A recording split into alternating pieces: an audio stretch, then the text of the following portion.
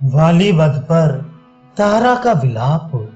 चंद्रमुखी तारा ने देखा मेरे स्वामी वानरराज वाली श्री रामचंद्र जी के धनुष से छूटे हुए प्राणांतकारी बाण से घायल होकर धरती पर पड़ी ही। उस अवस्था में उनके पास पहुंचकर वे भामनी उनके शरीर से लिपट गई, जो अपने शरीर से गजराज और गिरिराज को भी मात करती थी। उन्हीं वानर राज को बाण से आहत होकर जड़ से उखड़े हुए वृक्ष की भांति धराशायी हुआ देख तारा का हृदय शोक से संतप्त हो उठा और वह आतुर होकर विलाप करने लगी। रण में भयानक पराक्रम प्रकट करने वाले महान वीर वानर राज आज इस समय मुझे अपने सामने पाकर भी आप बोलते क्यों नहीं हैं? कपि श्रेष्ठ उठिए और उत्तम शैया का आश्रय लीजिए। आप जैसे श्रेष्ठ भूपाल पृथ्वी पर नहीं सोते हैं। पृथ्वीनाथ, निश्चय ही ये पृथ्वी आपको अत्यंत प्यारी है, तभी तो निष्प्राण होने पर भी आप आज मुझे छोड़कर अपने अंगों से इस वज्रकायी आलिंगन किए जा रहे हैं।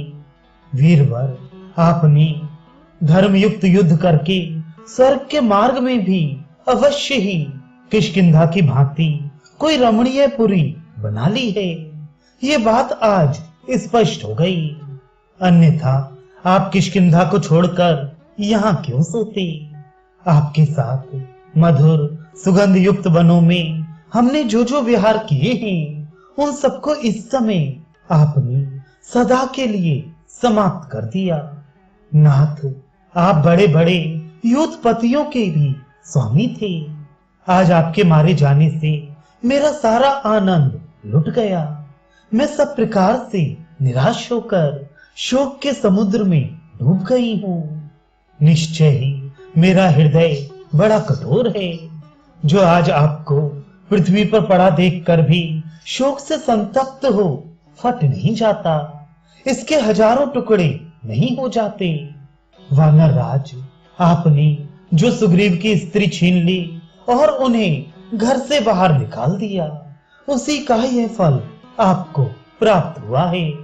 वानरेंद्र, मैं आपका हित चाहती थी और आपके कल्याण साधन में ही लगी रहती थी, तो भी मैंने आपसे जो हितकर बात कही थी उसे मोहवश आपने नहीं माना और उल्टे मेरी ही निंदा की। दूसरों को मान देने वाले आर्यपुत्र, निश्चय ही आप स्वर्ग में जाकर रूप और यौवन के अभिमान से मत्त रहने वाली केली कला में निपुण अप्सराओं के मन को अपने दिव्य सौंदर्य से मत डालेंगे। निश्चय ही आज आपके जीवन का अंत कर देने वाला संशय रहित काल यहाँ आ पहुंचा था, जिसने किसी के भी वश में न आने वाले आपको बलपूर्वक सुग्रीव के वश में डाल दिया। अब श्री राम को सुनाकर तारा इस प्रकार बोली। ककुत्स कुल में अवतीर्ण हुए श्री रामचंद्र जी ने दूसरे के साथ युद्ध करते हुए वाली को मारकर अत्यंत निंदित कर्म किया है। इस कुत्सित कर्म को करके भी जो ये संतप्त नहीं हो रही हैं, ये सर्वथा अनुचित है। फिर बाली से बोली, मैंने कभी दीनतापूर्ण जीवन नहीं बिताया था, ऐसे महान दुख का सामना नहीं किया था, परंतु आज आपके बिना मैं दीन हो गई।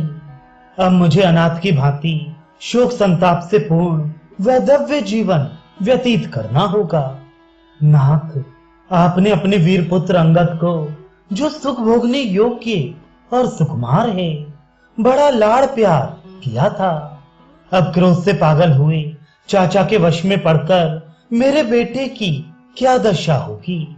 बेटा अंगद, अपने धर्म प्रेमी पिता को अच्छी तरह देख लो। अब तुम्हारे लिए उनका दर्शन दुर्लभ हो जाएगा। प्राणनाथ, आप दूसरे देश को जा रहे हैं। अपने पुत्र का मस्तक सूंघकर इसे धैर्य बधाइए और मेरे लिए भी कुछ संदेश दीजिए। श्री राम ने आपको मारकर बहुत बड़ा कर्म किया है।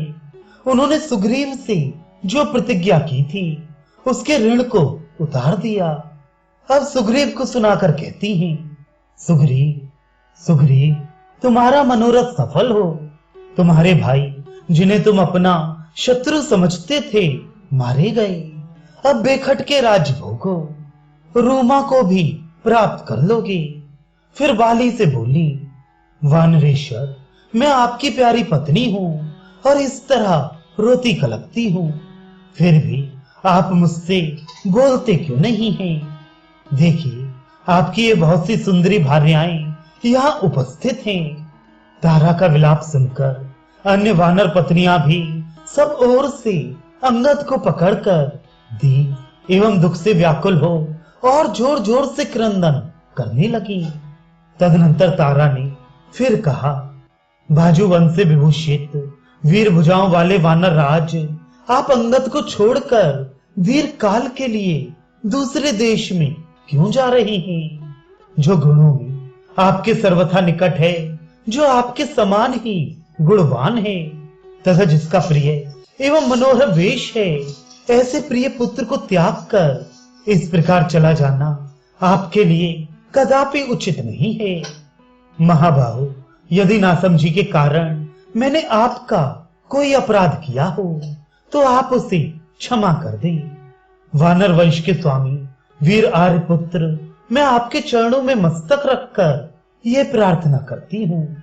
इस प्रकार अन्य वानर पत्नियों के साथ पति के समीप करुण विलाप करती हुई अनिंद सुंदरी तारा ने जहां वाली पृथ्वी पर पड़ा था वहीं उसके समीप बैठकर आमरण अनशन करने का निश्चय किया।